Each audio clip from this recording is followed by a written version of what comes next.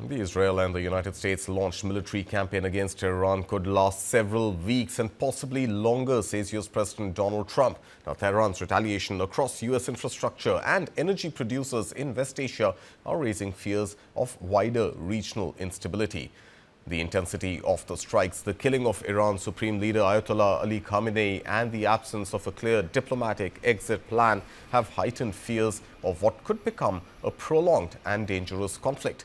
The U.S. State Department on Monday urged Americans across West Asia to depart as soon as possible using all available transportation, though many airports around the region remain closed as airstrikes persist. Iran's counter-strikes have caused disruptions at U.S. embassies and consulates throughout the region. The U.S. embassy in Bahrain is closed. In Kuwait, Americans have been told to stay indoors. In Jordan, diplomatic staff was temporarily evacuated on Monday over a threat. The Americans had been told to shelter in place until further notice as Iran retaliates across the region in response to the U.S.-Israel attack. U.S. Secretary of State Marco Rubio, too, cautioned that the hardest hits are yet to come, saying the next phase of U.S. military action would be even more punishing for Iran. Now remember, safe havens like Dubai have come under incoming fire. Hundreds of thousands of airline passengers remain stranded globally as airspace closures ripple across regions.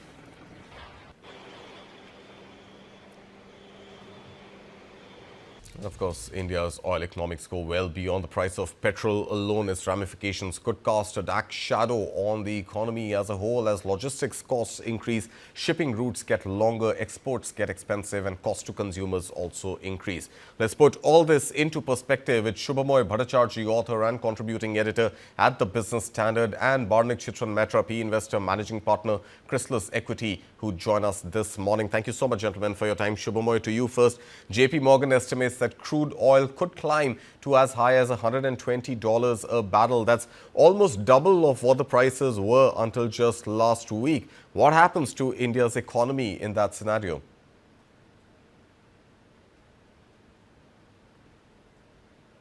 So, what happens is that we should, the JP Morgan estimate or other estimates, these are supposed to be what's called the worst case estimates. Right. What happens when everything goes wrong? So we should be estimating that the price would be something like $120 as in the normal course. That's when every other option, the escalation is at that level, which is like beyond, when no bets are offered. So we shouldn't be talking about that. That currently, when you look at the prices in the global markets, prices haven't really been moving very sharply because even now, dealers expect that the prices would be more or less range bound. This is going to be a short conflict. What happens is that there is a general escalation of price rises because, as you were just saying, that a lot of the movement could pass through the longer South Cape of Good Hope, the region, that is basically the South African turn. Right. And that increases the cost generally for our imports. That's right. So, yes, it will be. But if you ask that whether retail price at the bunks will be rising for consumers, which is the basic question, I don't think it's going to rise right now. And in fact, I'm very sure the government will ensure that this doesn't happen because this is the implication of this is extremely difficult. Given the geopolitical situation, given the fact that it's going to be read very badly by the consumers, right. I'm not looking at a rise at the retail price, but oil companies, right from IOC to RIL, all of them will have to therefore take in the shock of the higher crude prices that will be coming in. Right, because they also, Subhomoy, if you remember, have enough cushion because when oil prices fell down sharply, the price reduction wasn't passed to the consumers. But we'll revisit that in just a bit. Barnik, meanwhile, India revisiting Russian oil imports as an option, even though there was always ambiguity on whether India even stopped importing Russian crude in the first place ever. So while it keeps supply stable, does it send a mixed signal to India vaguely picking Israel's side in the West Asia conflict? No, I think staying away from the politics, I think India will do the right thing to actually diversify its food basket away from dependence on West Asia. As you mentioned, more than 50% of our crude oil imports actually flows through the Straits of Hormuz, right? So Yeah. diversification of our oil basket is natural, and I think will not be viewed too disfavorably by any of our partners, particularly the US, right?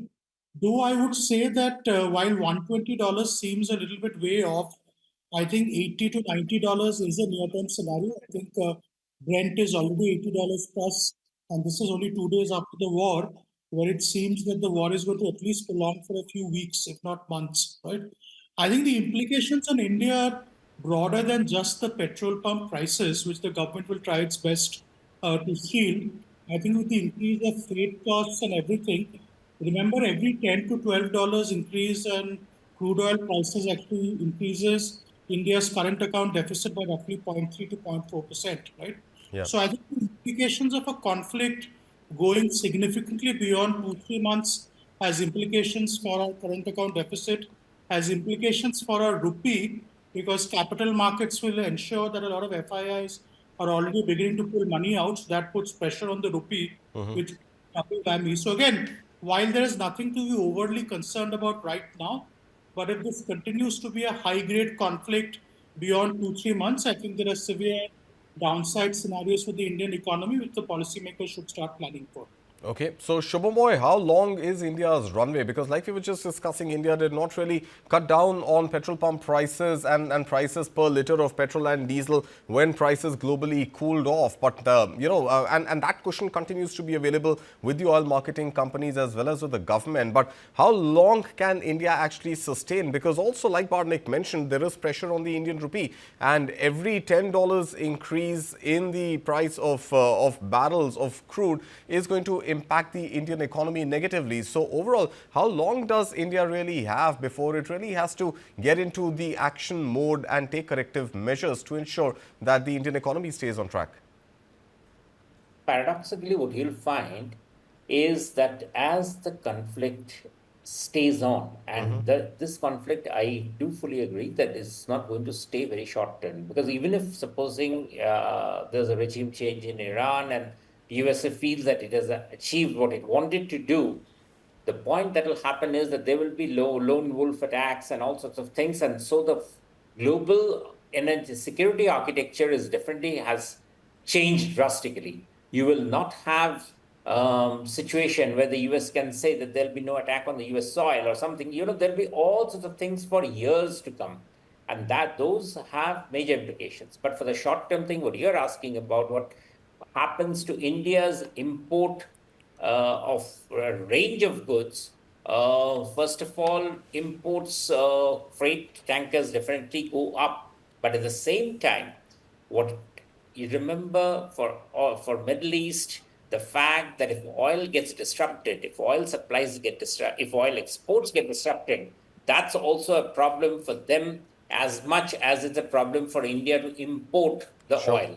So they will definitely be making every effort to serve a very major market like India as smoothly as possible despite the conflict. All right. Which means that the countries will be looking with India to escalate pressure on the US government to cut down the risk to the movement across the Arabian Sea, across the very vital link, which takes the Indian Ocean takes about 40% of the Of world's course. global oil trade. Right. So all of that definitely they will be trying to say that, look, we can't have a situation where India and China, both the world's two largest oil markets, are not getting oil, because that then creates problems for these countries in terms of their ability to handle their own finances. So Right. that's much more. That's as big a threat. So they will. So you're going to see a very major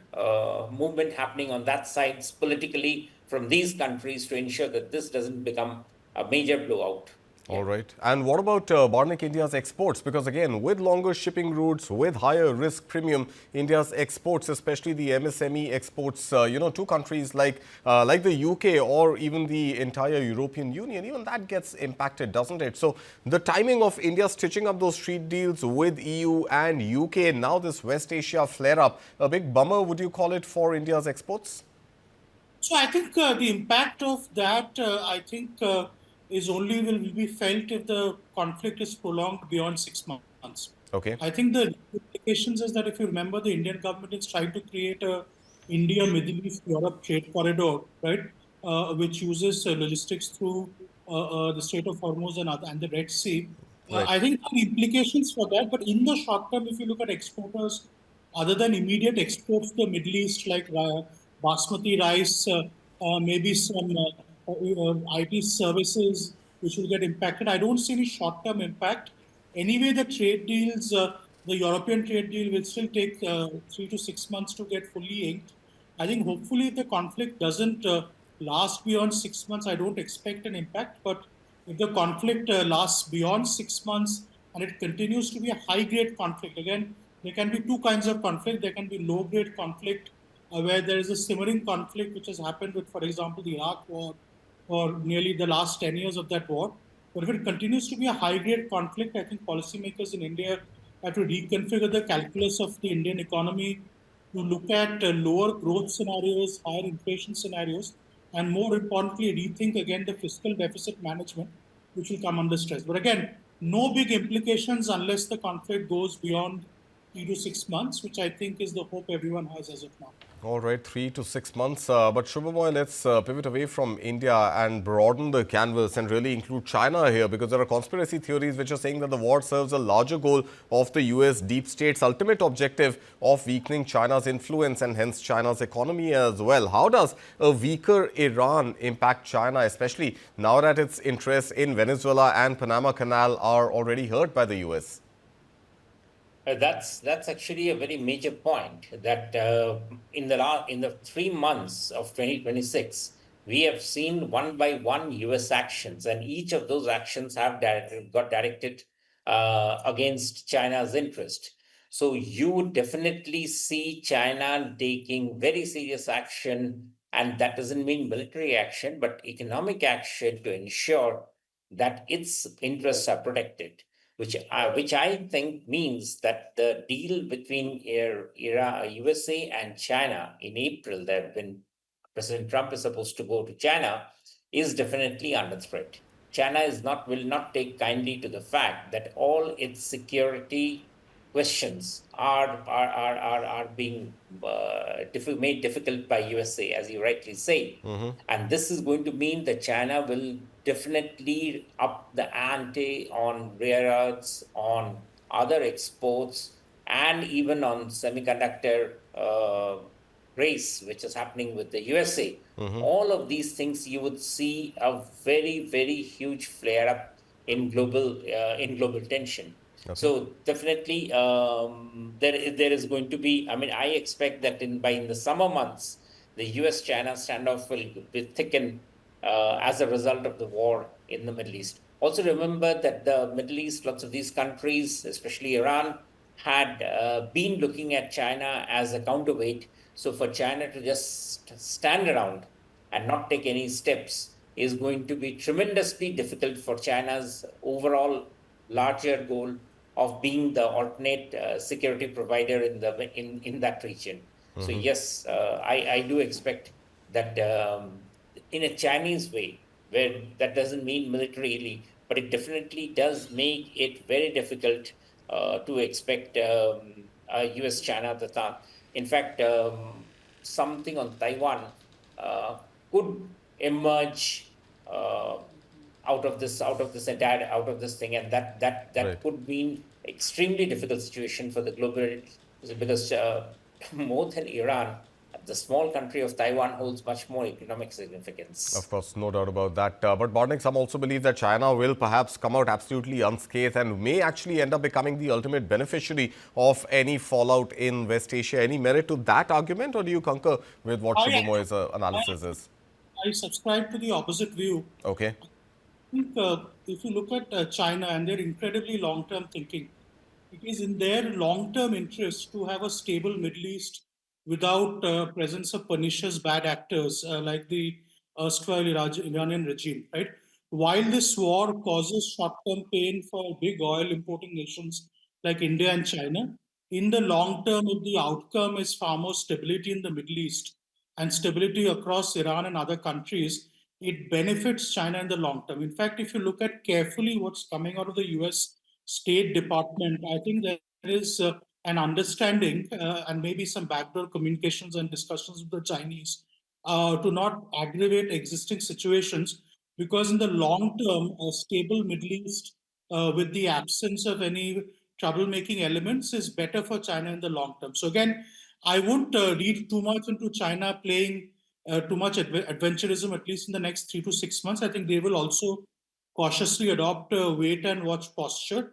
I think what's incredibly remarkable is that the way the Iranians have responded to the conflict by attacking other Gulf states has actually also isolated them significantly, and the possibility that China uses this to their advantage will be viewed very negatively by not only the Americans but the overall world community. So I would believe the Chinese would be far more sensible and cautious, and in the long term, it serves their interests far more than the interests of the Russians, for example, who always wanted instability in the Middle East because it increases their importance. So, in general, I don't see a big China angle there unless the conflict prolongs beyond 6 months and there is significant disruption to global oil supply.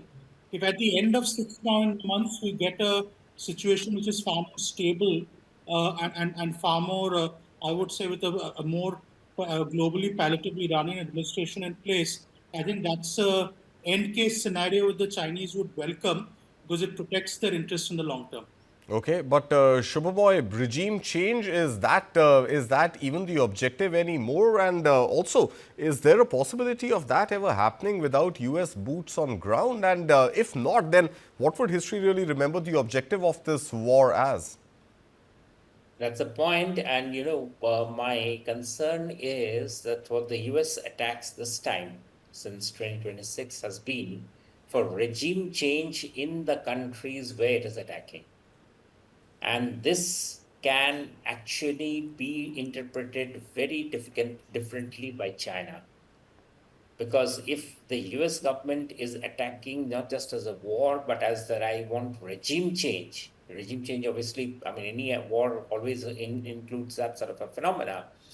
But even what happened in Venezuela and other places, it's a different sort of global map, a global architecture of security that USA is trying to say that if you are with me, I'll ensure that your regime stays in place. If you're not with me, I will change the regime. Remember, the regime change is something China has always been very against, Yeah, that one should not interfere in the internal affairs of any country. yeah. Peace should be at their terms. It should not be a regime change. President Trump is actually overthrowing that rule book. So I don't think he is. It could, of course, I mean, these things change over time. It could happen that we lead to a more peaceful situation. But remember, Iran is not a country, is not a soft state in that way. It has got a long history. It's a country which has lived through a lot of privations. Yeah, I mean, even if there's a more friendly regime in Iran, yeah, with the USA, that doesn't necessarily mean that Iran will actually be less of a thorn for USA. sure. Since 1979, when the hostage crisis happened, Yeah, till now, Iran has waged a very long war against US interests. That takes a lot of doing. And to help and to ensure that it's a collective memory. So people don't necessarily in Iran become all of a sudden. I mean, even if say IRGC is dismantled, yeah, the Iranian architecture of terror is dismantled, that architecture doesn't get wiped out. It right. exists from other countries. So essentially, look at it. USA, despite all its powers, has not been able has not been able to suppress the Houthis. Correct. The Houthis have become a very major problem in West Asia. Yeah, So we create more area panels of disturbance in West Asia than what was, say, 5 days ago.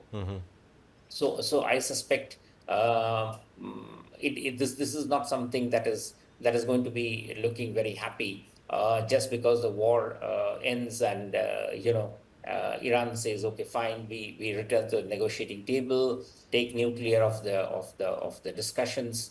right. It is This is something which is going to have ramifications. Whether that affects the economic conditions globally, no, yes, certainly I do agree that Iran has very limited ability to damage basic economic structure, but it does create problems for countries like India in terms of the what will be the challenges of navigation along this critical sea route. So Absolutely. yeah, Okay. definitely. Okay. Barnik, final question to you. What next from US President Donald Trump? Because he's been making good on all his military commitments, be it Venezuela or Iran. Is Greenland next? No, I don't think Greenland's next. I think Okay.